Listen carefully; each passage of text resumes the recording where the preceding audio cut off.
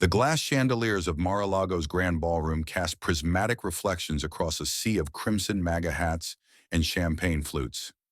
Inside, the air vibrated with triumph. Donald Trump had just secured his historic return to the presidency, and the celebration had transformed the gilded Palm Beach resort into the epicenter of American political power.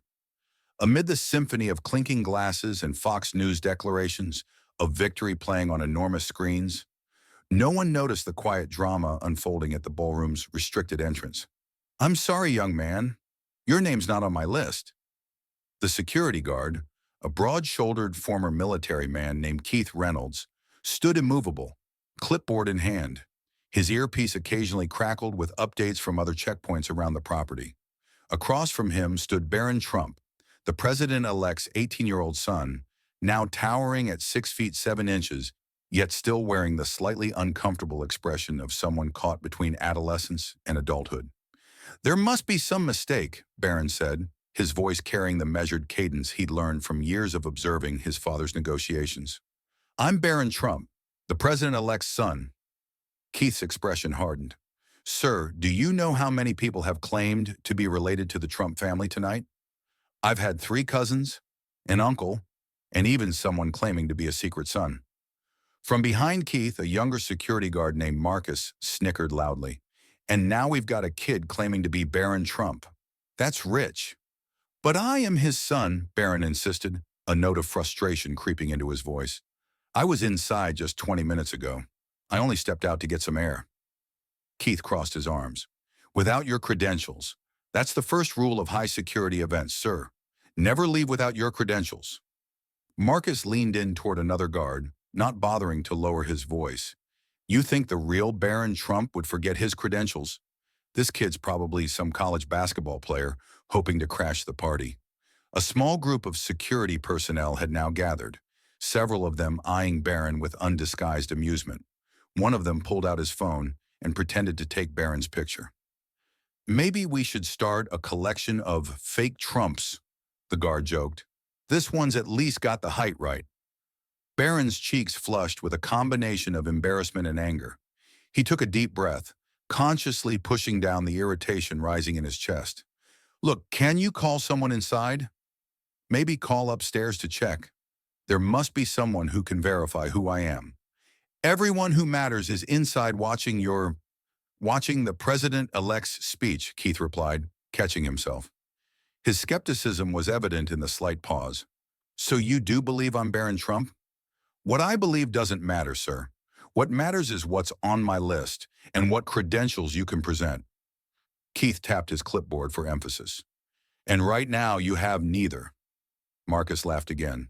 "Come on, kid. If you're Barron Trump, I'm Ivanka." This drew a round of barely contained laughter from the other guards. Behind Keith, the sounds of celebration intensified. A new chant had broken out, something about 4 more years, though technically it would be non-consecutive terms. Barron could see flashes of red, white, and blue through the doorway each time it opened to admit another approved guest. "This is ridiculous," Barron said, the frustration now clearly visible on his face. "I'm standing right outside my father's victory party, and I can't get in. Look at me." He gestured to his face and his considerable height. "Have you seen any photos of Barron Trump? Do I not look exactly like him?" "Pretty good costume," one of the guards remarked. "Did you wear platform shoes to get that tall? Or are you really that big?" Keith's stance softened slightly. The young man did bear a striking resemblance to the president-elect's youngest son. He shot a warning glance at his colleagues, whose mockery was becoming increasingly unprofessional. "Sir, I understand your frustration, but we've had people with very convincing disguises, and even some with plastic surgery trying to get into Trump events. I need proper credentials or direct authorization." Barron pulled out his phone. "Fine, I'll call my father directly." "The president-elect is currently giving his victory speech. I cannot allow him to be disturbed," Keith responded automatically. "Then I'll call someone else. Don Jr. or Eric or—" "Cell reception inside the ballroom is being deliberately jammed for security purposes," Keith interrupted. "Standard protocol for high-profile political events?" Marcus nudged another guard. "Watch this kid try to talk his way in. Probably practiced all night in front of a mirror." Barron stared at them in disbelief. So I can't call anyone inside? You won't call anyone inside, and you won't let me inside to get someone who can identify me. What exactly am I supposed to do? You could start by dropping the act, Marcus suggested, drawing more snickers from his colleagues. Keith gestured to a velvet rope area several feet away. You can wait there while I finish processing these confirmed guests. Once there's a break in the arrivals, I can see if a supervisor is available to address your situation. This is absurd, Barron muttered, but moved to the designated waiting area. Through the doors, he could hear his father's voice booming over the sound system. The greatest comeback in American political history.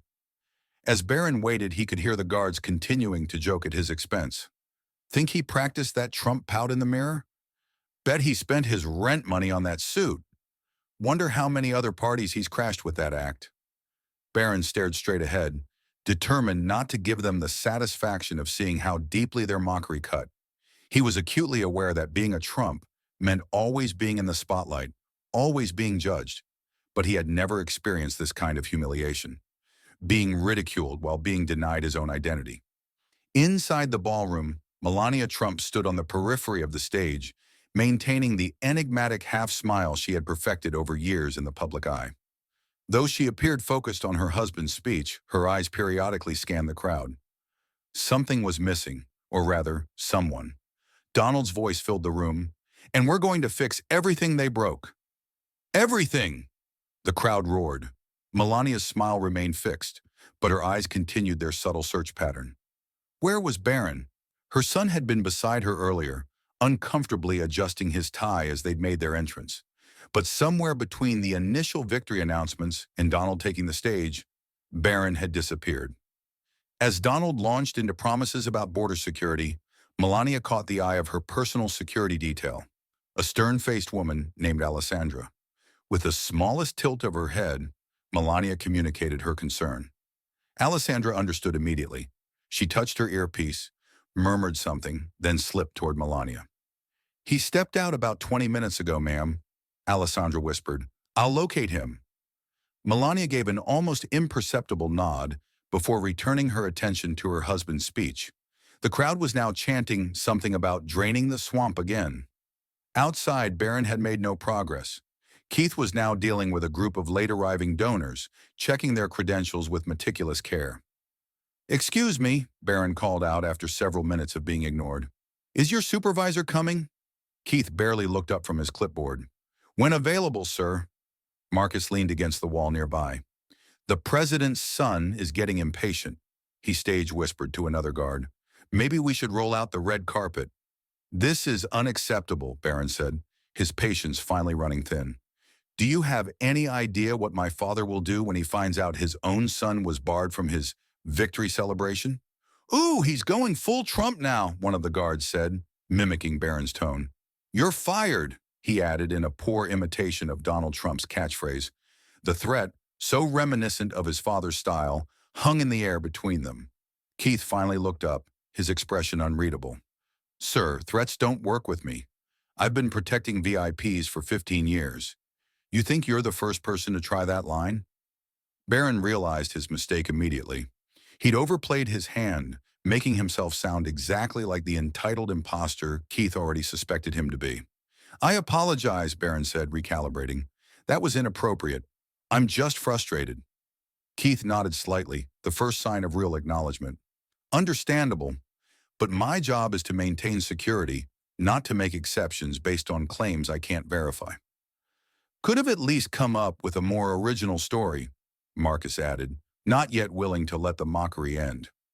At that moment, the ballroom doors opened, and Alessandra emerged, scanning the area with practiced efficiency. Her eyes locked onto Barron, and relief flashed briefly across her face before her professional mask returned. She approached Keith. He's with us, she said simply, flashing her high-level security badge. Keith stood his ground. Ma'am, I need proper verification for the individual. Those are tonight's explicit protocols. I am the First Lady's personal security, Alessandra replied, her tone hardening. This is Barron Trump. The laughter among the guards died instantly. Marcus's face drained of color as he slowly straightened his posture. I understand your position, ma'am, But I have direct orders. Your orders don't supersede mine, Alessandra cut in. Call it in if you need to, but this young man is expected on stage in approximately 3 minutes. The standoff might have continued if not for the doors opening again. This time, Melania Trump herself appeared, her cream-colored Dior dress almost luminous against the darker entryway. Her presence immediately drew attention from everyone in the vicinity. Melania walked directly toward them, her movements graceful despite the commotion her appearance had caused. Several guests attempting to enter the ballroom froze, smartphones raised to capture this unexpected moment. "What is happening here?" she asked, her accent more pronounced than usual, a sign those who knew her recognized as displeasure. Keith straightened immediately. "Mrs. Trump, we have an individual claiming to be—" "This is my son," she interrupted, her voice quiet but carrying absolute certainty. She looked directly at Keith, her gaze unwavering. "Why is he not inside?"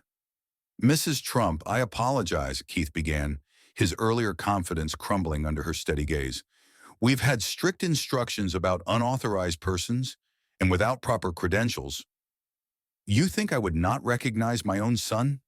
Melania asked, each word precisely formed and delivered. Her gaze shifted momentarily to Marcus and the other guards, who now looked as though they wished the floor would swallow them whole. "No, ma'am, of course not," Keith stammered. "But protocol requires—" "Protocol," Melania repeated, the word sounding almost foreign in her pronunciation. "Is protocol more important than common sense? Look at him." She gestured toward Barron. "He is the tallest person here. His face has been in newspapers since he was 10 years old. And you cannot recognize the president-elect's son?" Keith's face flushed deep red. "Mrs. Trump, the security directives for tonight specifically stated—" "I know what security requires," Melania cut in. "I have lived with it for years." Her tone softened slightly, recognizing the man was simply doing his job, however overzealously. "You are protecting my family. This I appreciate, but he is my family also." She then turned her gaze directly to Marcus, who seemed to physically shrink under her scrutiny. "And you find this amusing? To mock a young man? This is how you represent the Trump organization?" Marcus swallowed hard. "Ma'am, I deeply apologize. I didn't realize—" "That is the problem," Melania said, her voice level but sharp as a blade. "You did not realize. You did not think. You assumed it was acceptable to ridicule someone asking for assistance." She turned to Barron. "You forgot your credentials?" "I just stepped out for air," Barron explained. "I didn't think I'd need to go through security again." Melania nodded, then addressed Keith with unexpected diplomacy, transitioning from stern to gracious in an instant. "He is tall like his father, yes? Perhaps too easy to see over a crowd, not so easy to recognize when you are not expecting him." A hint of warmth colored her observation. Keith nodded, thoroughly embarrassed now. "Yes, ma'am. I should have recognized him." "Next time you will," Melania said, the statement carrying both forgiveness and expectation. She placed her hand lightly on Barron's arm. "Your father is finishing his speech. He asked where you were. He wants the family on stage for the final moment." As they turned to enter the ballroom, Melania added over her shoulder, "Thank you for your dedication to our safety. It is important work." Then with a cooler glance toward Marcus and the others, she added, "Perhaps some additional training in professional conduct would be beneficial." The simple acknowledgement seemed to ease some of Keith's mortification, though Marcus and the others remained frozen in shame. Keith nodded respectfully as the former, and now future First Lady, guided her son back to the celebration of their family's unprecedented political comeback. Inside, the celebration had reached fever pitch. Donald Trump was promising America would be respected again, feared again, winning again. The crowd punctuated each declaration with thunderous approval. As Melania and Barron made their way toward the stage, guests parted respectfully. Barron couldn't help noticing how his mother navigated the space, acknowledging supporters with nods but maintaining just enough distance to discourage unwanted interaction. "Where were you?" Melania asked quietly as they approached the stage steps. "Outside. Security wouldn't let me back in without credentials. They were laughing at me, making jokes. They thought I was an imposter." A quick smile flickered across Melania's face. Your father fired 3 Secret Service directors during his first term. Perhaps we need a fourth. Barron recognized the rare joke for what it was, his mother's way of diffusing tension. I tried everything. I even tried using some of Dad's negotiation tactics.